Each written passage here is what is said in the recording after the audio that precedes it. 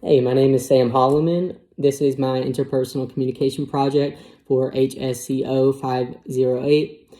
I am going to discuss in this video my overall introduction for this class and for this project, my overall goals, my behavior blend and background, my communication barriers, my action plan and my strategies, as well as how I plan to implement those strategies in order to be a better communicator. And then I would just simply conclude this video. So, going into my introduction, interpersonal communication, the definition for that is it's a simple one defined by Schultz and Basinski, and it states that interpersonal communication is defined as the exchange of communication between two or more people. So with this project, it allows me to strive towards excellent interpersonal communication skills. I will be able to combat communication barriers in order to better communicate. And I will implement this action plan that I will entail in this presentation starting this week of October the 5th, 2020.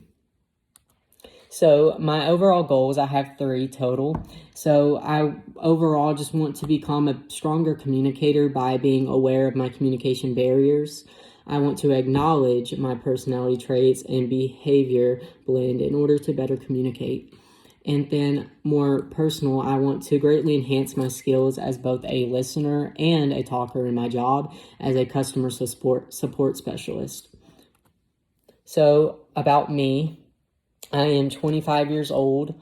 I am Christian and raised by a family of high faith. My grandparents are preachers in Mississippi. So I'm Southern. I'm born in Mississippi and still living in Mississippi. I come from a large family. I'm one of 4 kids. I am a psychology major. I was a pre-med major, but I changed it to psychology and have not looked back.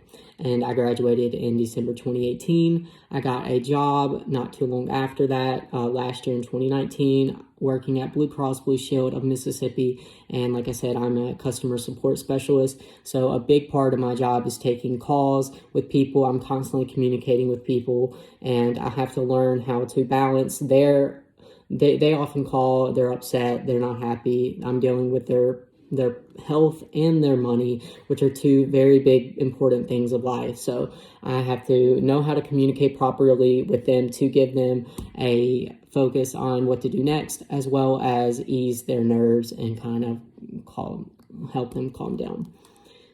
So how my background has influenced me, mostly my Christian faith has influenced me because it has taught me compassion, patience, and how to love others as the Lord does.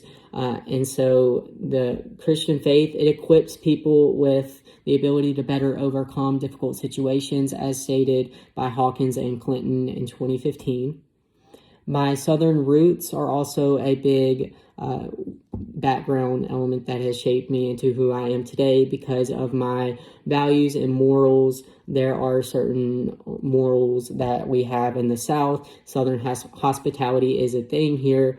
People are pretty nice mostly, and so that of course has shaped me into who I am in order to be a nice person and have those values.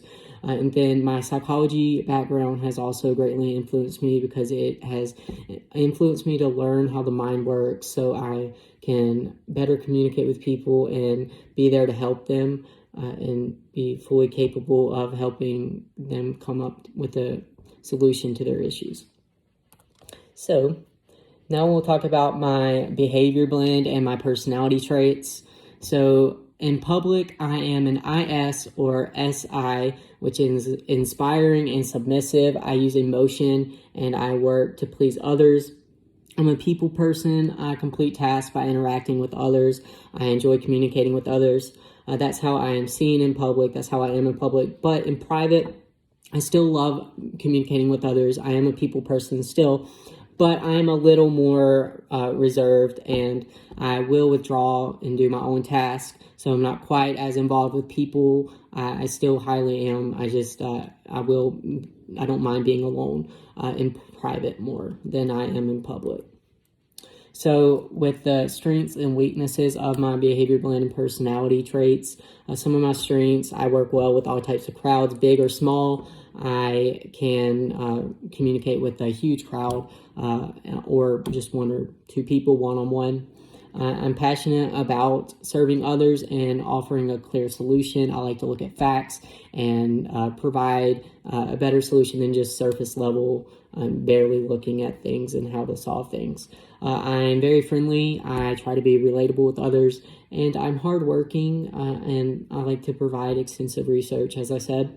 My weaknesses, though, I am very bad with confrontation. I do not handle it well.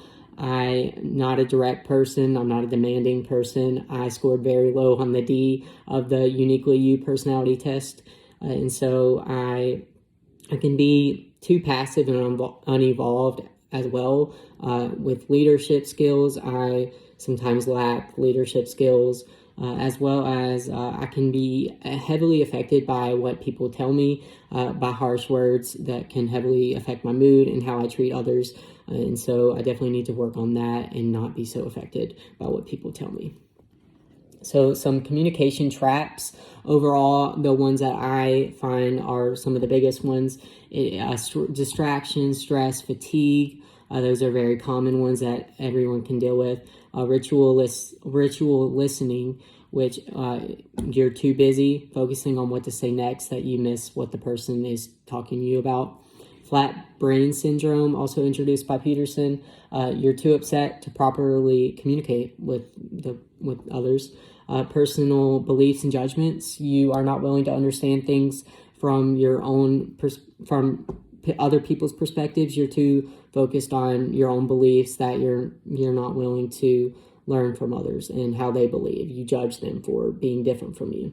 Lack of confidence. You're not focused on the conversation because you're focused on how you are being presented and focused on yourself. And then being too self-evolved. You don't care about others. If they don't benefit you, then what's the point of talking to them? And incompetence. It's a simple one, but I think that is a highly a big barrier as well. Just not being able to properly follow a conversation. So the main communication barriers I struggle with is distraction, stress, and fatigue. I struggle with that. I struggle with ritual listening and lack of confidence. So explaining those, distraction, stress, and fatigue, everyone deals with those. I get busy with life. I get easily distracted. I get tired. I get stressed out. The more tasks I have to complete, the more stressful I get. Those are kind of self-explanatory. Ritual listening, Peterson clarifies that ritual listening, it looks like the person's fully engaged, they're nodding, they're listening, but really they're just mapping out what to say next so they can dominate the conversation. Me personally, I just want to keep the conversation flowing naturally. I don't want it to lag. I want to be able to always interpret what the person's saying, what I can say next. And then lack of confidence. This is something I struggle with often. This will hinder the conversation because I'm focused on myself, how I will present myself, how I will be perceived, that I'm not focusing on the conversation at hand. And that's not good at all. So action plan for better communication. I just want to be a grateful communicator. I want to match my body language with what is being said. I want to be open and withhold judgment. I want to think before speaking and speak with clarity. I want to be honest and find commonalities with others. And I want to always focus on the individual. So strategies for my main barriers with distraction, stress, and fatigue. I want to recognize when I'm very stressed, I'm sleepy and easily distracted. I want to get more sleep and prioritize my work. I want to increase focus techniques. With ritual listening, I want to shift my focus to what the talker is saying. I want to treat the talker with respect. I want to let go of my argument.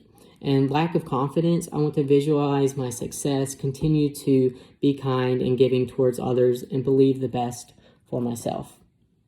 So with distraction, sleep, and with distraction, stress, and fatigue, I want to get 8 hours of sleep. I want to exercise. I want to prioritize what I need to get done first. So that way I will no longer be too tired to communicate. I will no longer be too stressed out. And ultimately I will have less distractors. With ritual listening, I will work hard to focus on what the individual is saying.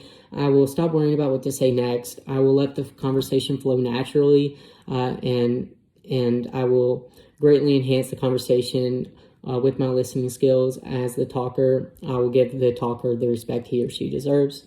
With lack of confidence, I will work hard to value myself while continuing to serve others, which will raise my confidence through spreading the love of Jesus.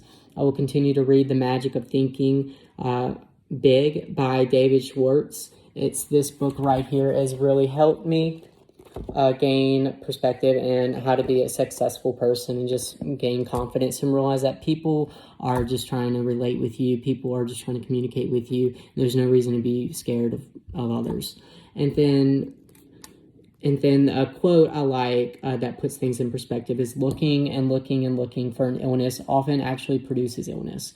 So with my anxiety, I just need to relax and let that go, because it's only gonna create worse things, and it's going to make things harder for me.